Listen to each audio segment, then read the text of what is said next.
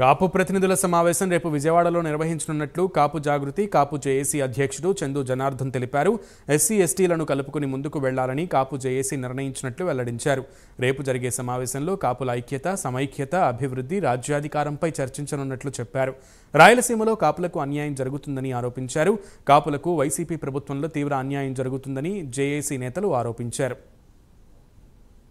మాట్లాడేందుకు గాను నేను చందు జనార్దన్, రాష్ట్ర కాపు జేఏసీ, నాతో పాటుగా రాష్ట్ర కాపు జేఏసీ నాయకులు మంచాల సాయి సుధాకర్ నాయుడు గారు, ముత్యాల రామదాస్ గారు, అదేవిధంగా రంగిశెట్టి మంగబాబు గారు, రామారావు గారు, శుంకర సాంబశివరావు గారు, కృష్ణారావు గారు ఈ కార్యక్రమంలో హాజరవటం జరిగింది.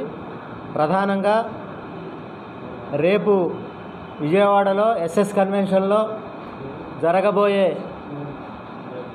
రాష్ట్ర కాపు జేఏసీ నిర్వహించే కాపు ప్రతినిధుల సమావేశం ప్రధానమైన ఎజెండా కాపుల యొక్క ఐక్యత, సమైక్యత.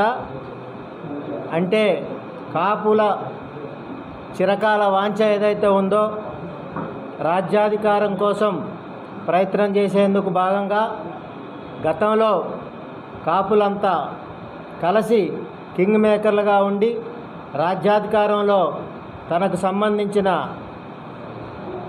వ్యక్తులను నిలబెట్టే విధంగా కృషి చేయటం, తద్వారా కింగ్ మేకర్లుగా నిలిచిన పరిస్థితి ఉంది. రాష్ట్రంలో 25% ఉన్న కాపు వర్గీయులు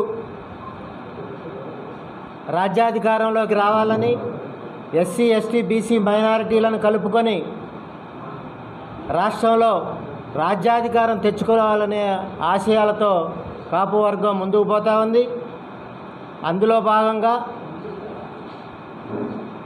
కాపుల ఐక్యతను చాటేందుకు గాను, కాపుల వాణిని వినిపించేందుకు గాను రాష్ట్ర కాపు జేఏసీ శుక్రవారం 16 రేపు విజయవాడలోని ఎస్ఎస్ కన్వెన్షన్లో కాపు ప్రతినిధుల సమావేశం ఏర్పాటు చేయడం జరిగింది.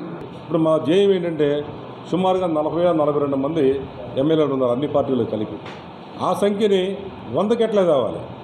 అన్ని పార్టీలు కలిపి కాపులకు ఎక్కువ సీట్లు ఇస్తే మా ఎమ్మెల్యేలు ఎక్కువ మంది ప్రజాప్రతినిధులుగా ఉంటే అక్కడ కాపు సమస్యల పట్ల స్పందిస్తారని మా యొక్క ఆలోచన. ఎమ్మెల్యేలు కానీ, ఎంపీలు కానీ, అట్లాగే పార్లమెంట్ నుంచి పంచాయతీ వరకు కూడా.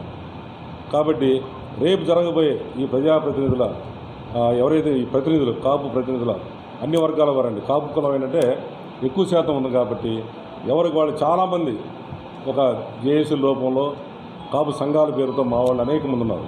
వారందరినీ కూడా ఆహ్వానిస్తాం అన్నమాట. ఈ సభకి అందరూ కూడా రావచ్చు, చక్కగా మీ అభిప్రాయాలు చెప్పచ్చు.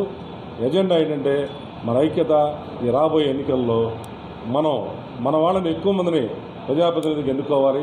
తద్వారా మనందరం ఒక యూనిటీగా ఉండి, ఒక ఎలక్షన్ మాత్రమే కాదండి, మేము రూపొందిస్తున్న పెద్దలందరూ కూర్చొని ఎలక్షన్ తర్వాత కూడా ఇది ఇదే పరిస్థితిలో పనిచేస్తుందండి. ఇది వేరే అపోహవద్దు. ఎలక్షన్ తర్వాత కూడా అన్ని సమస్యల మీద స్పందిస్తాం. అట్లాగే మాతోటి వచ్చే ఇతర చిన్న కులస్తులకు కూడా మేము అండగా ఉండాలని మా యొక్క తీర్మానం చేసుకుంటూ రేపు జరగబోయే ఈ కార్యక్రమానికి దిగ్విజయంగా చేయాల్సింది కోరుతూ మన కాపులందరూ కూడా మేము మీకు సపోర్ట్గా ఉంటామని తెలియజేస్తున్నాను. Thank you very much.